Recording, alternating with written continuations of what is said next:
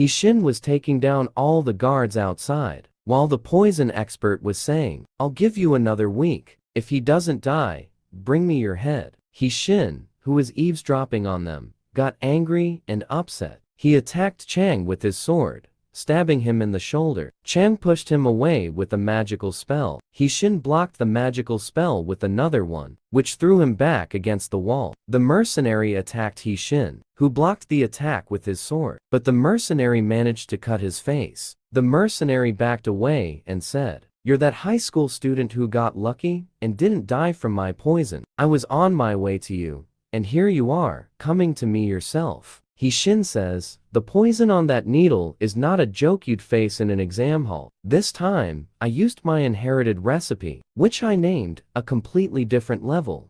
Just wait for a sudden death. You scoundrel." Hishin looks at the poison expert with an angry glare. The poison expert thinks to himself, "What's with that arrogant look?" Hishin goes towards Chang and attacks him, but Chang dodges the attack and runs away. The poison expert attacks Hishin and says, "How dare you ignore me?" He thinks to himself, "With the potency of my poison, he should have died already, so why is he still standing?" The poison expert attacks him and says, "Young Master Chang, run. I'll cover you with a barrage of needles." The young master runs away, while Hishin stands there, watching Chang flee. The poison expert says, "No time for games. Let me show you the real horror of the cultivation world." The poison expert's technique releases a poisonous mist. Hishin says, "This poisonous mist is more potent than the previous poison needles." He falls to the ground, dead, after inhaling the poison. The poison expert says, "Did you really think you were immune to all kinds of poisons? It turns out you couldn't withstand my finishing blow." Suddenly, Hishin gets up and strikes the poison expert in the chest with his sword. In a transition to the heavens, the celestial dragoness says, "Ever since I used the clay statue technique to transfer damage, I no longer get stained with blood every time something happens. But for two people to be blasted so directly, it seems he's gotten into some real trouble." The scene shifts to Hishin, where the poison master says, "A cultivator from the condensation realm, like me, was taken down by someone from the spirit attraction realm." The poison master dies.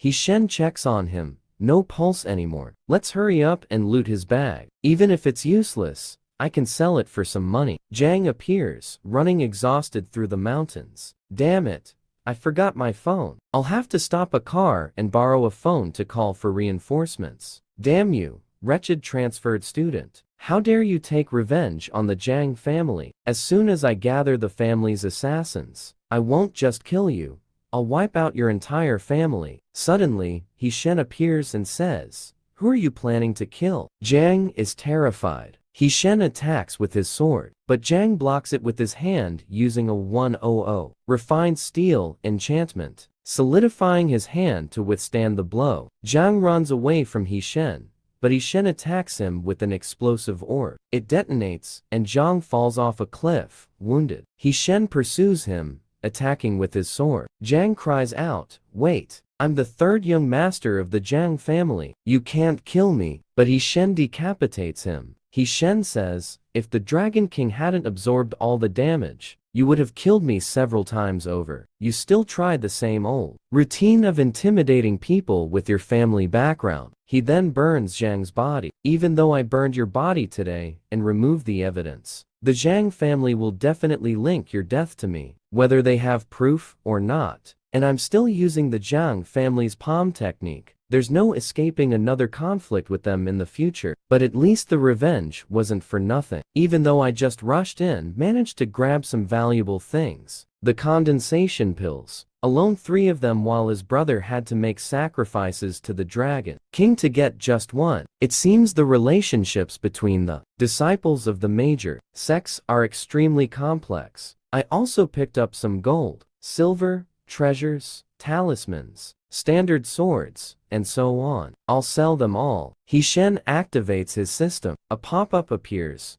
Keyword sell detected. "You might like the selling system," Hishin exclaims. "Ever since I learned to do skills beforehand, these system-like pop-ups started appearing. That wretched dragon must have designed this." And now, it's even crazier, like the big data of an e-commerce platform. Even the, you might like part. Damn it, I need to get home and clear my browse history at the speed of light. Hishen opens the store to buy and sell items. Oh, my god. Pocket pants. Durable and tear-resistant pants. Both side pockets are spatial bags that can hold many items. Price: 50,000 yuans. He buys them. He buys other items, including a fine blood-boiling dagger, for 600,000 yuans.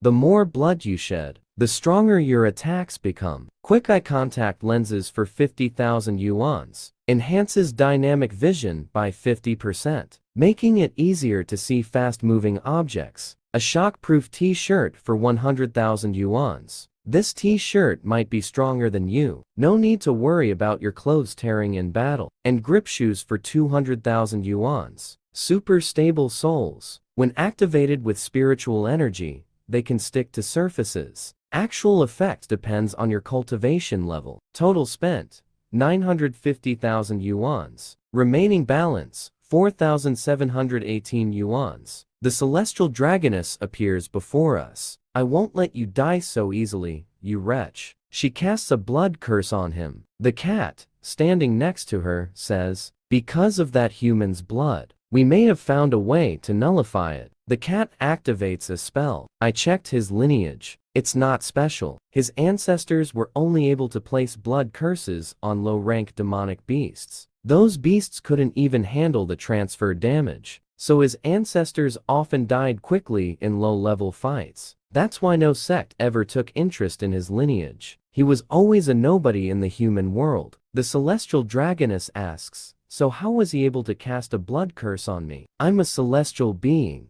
The Dragon King. The cat replies, it might be because when you descended to the human world, the heavenly Emperor's restriction seal spell forcibly lowered your cultivation level to a very low realm. Additionally, the boy's intense will to survive at that moment significantly increased the limit of his blood curse. However, his curse still depends on his cultivation level. A cultivator from the spirit attraction realm can only exploit a very small portion of your health bar. Once that portion is depleted, he will also die. I'm almost finished. Please, Lord Dragon King, enter the formation center. Enter the formation center. The technique extracts a thread of blood from her, which shoots towards the ground, heading for Hishen while he is asleep. The thread of blood enters his body. The celestial dragoness says, this blood curse has now taken a very tangible form. She tries to remove it from her body. Suddenly, someone knocks on her door. Who's there?